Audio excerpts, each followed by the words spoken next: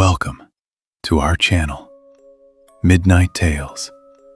Here, you do not just listen to horror stories. You experience them. You feel them. You let them crawl beneath your skin. Every story shared here is based on events that truly happened to someone. Events that shook lives. Events powerful enough to disturb the soul itself. Tonight's story is not loud. It is not violent. It is not filled with blood or chaos. It is quiet. And sometimes, quiet horror is the most terrifying kind. Are you ready? Let us begin. The year was 1971, a time before crowded cities swallowed the land, before concrete replaced silence, before electric lights erased the darkness of night. Back then, houses stood far apart, 300, 400, even 500 meters between neighbors. Fields separated homes. Dirt roads connected them. And when night fell, darkness ruled completely. In one such small town lived a man whose life had always been shadowed by illness. No one remembered a time when he was truly healthy. From childhood, he had been weak. Fever after fever. Unexplained fatigue. Doctors could not find a clear cause. Some called it a fragile body. Others whispered something else. He was not old, not yet middle-aged, but his face always looked tired, as if life had drained more from him than it had given. He lived with his wife in a modest home at the edge of town. His wife was devoted, quiet, observant, stronger than she appeared. Every time his health worsened, she would prepare a small bag, and together they would travel to the nearby city where relatives lived. There, he could consult better doctors. This particular journey felt routine. Nothing unusual, nothing ominous. At least, not yet. They arrived at their relative's house in the late afternoon. The city felt larger, noisier, yet strangely emptier than it does today. Streets were not crowded. Vehicles were rare. The sky looked wider. Their relatives welcomed them warmly. They were given a separate room to stay in, a gesture of comfort and privacy. The room was simple. Whitewashed walls, a wooden bed, a small table, a single window, and above the window, a ventilator. In those days, most rooms had one, a rectangular opening near the ceiling covered by wooden slats or metal bars, allowing air to pass through. It was high enough that one could not easily look through it from inside. Or so they believed. The first few days passed peacefully. The man visited a doctor. Medicines were prescribed. His condition improved slightly. His wife remained by his side constantly. But on the fourth day, something shifted. It was afternoon. The sun was harsh outside, but inside the room it was dim. Curtains half drawn, light filtering in softly. The man had gone out with his relative to collect medicine. His wife remained alone in the room. She lay on the bed, exhausted from days of care and travel. The house was quiet. Too quiet. No footsteps in the hallway. No voices. No utensils clinking in the kitchen. Just the faint hum of distant wind. She turned slightly on the bed, her eyes drifting upward. And that is when she saw it. At first, she thought it was imagination, a trick of shadow. But the longer she looked, the clearer it became. Inside the ventilator, there was a face. Not a full body, not shoulders, not hands, just a head, suspended in the opening, perfectly framed by the rectangle, watching her. The face was beautiful, unnaturally beautiful. Smooth skin, sharp features, eyes that seemed almost luminous. It did not blink. It did not move.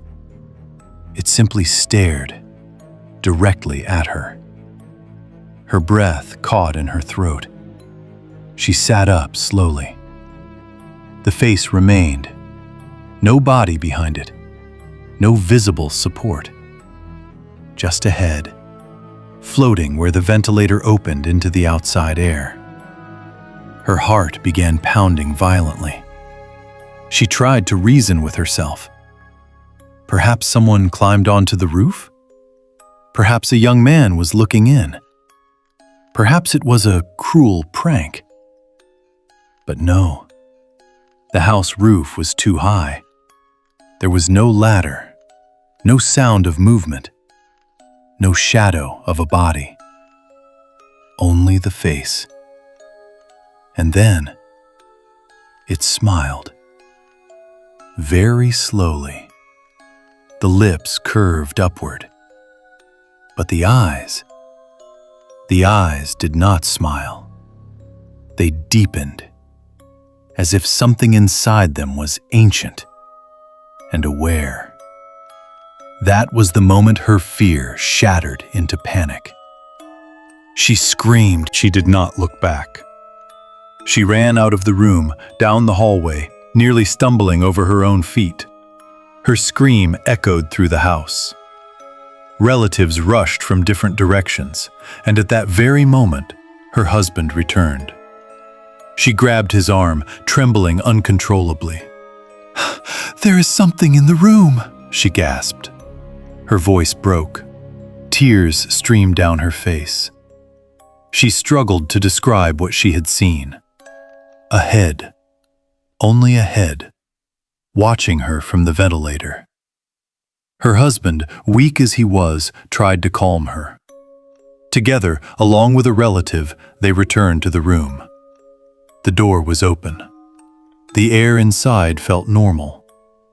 The ventilator was empty. No face, no shadow, nothing.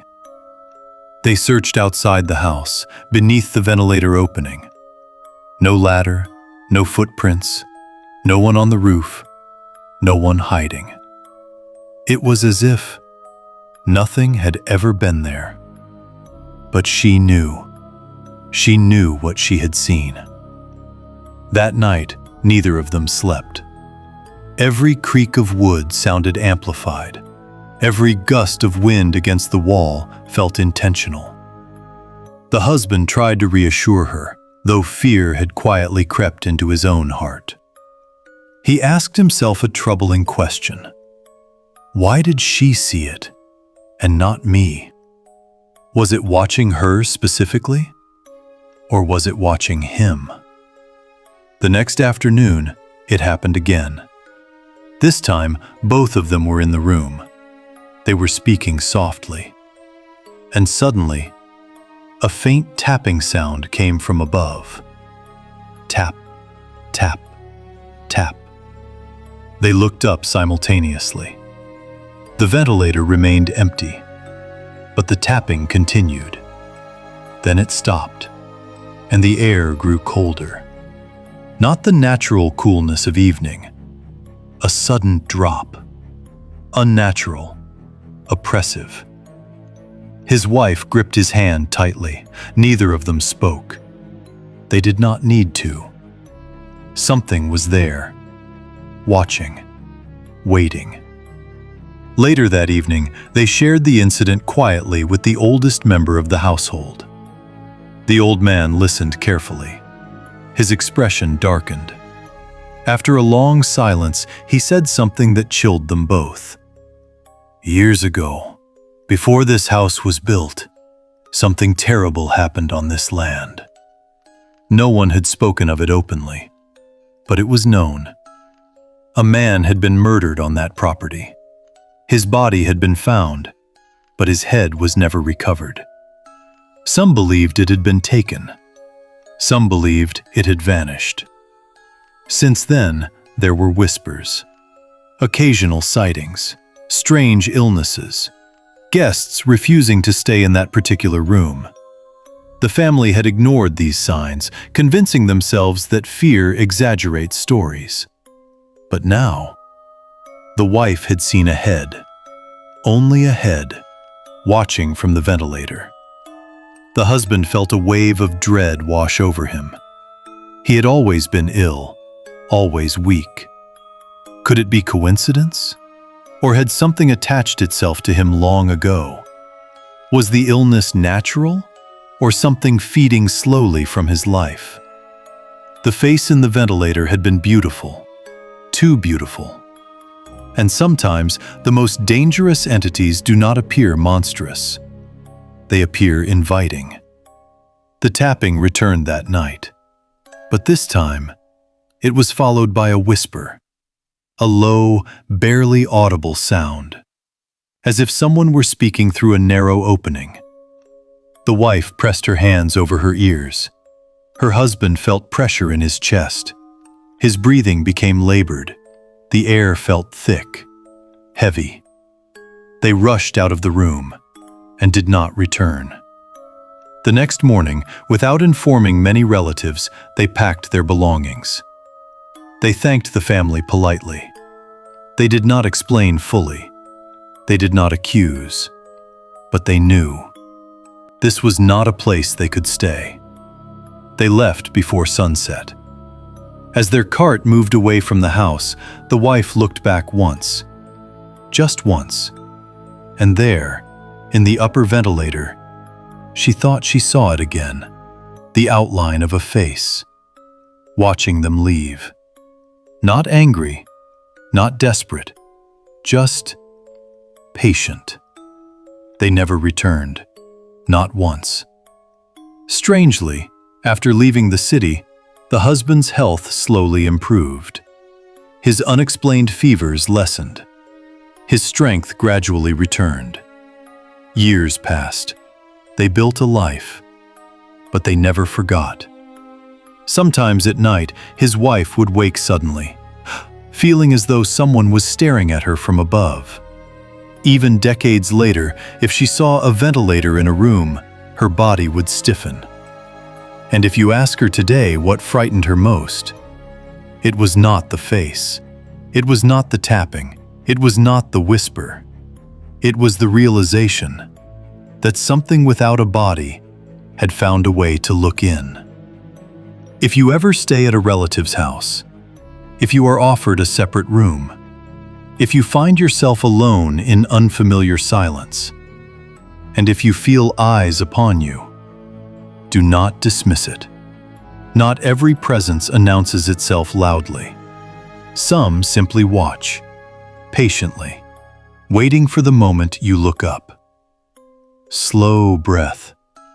If you felt this story, if it sent even a small chill down your spine, subscribe to Midnight Tales, because there are many more stories waiting in the dark. And remember, not every room is empty. Good night.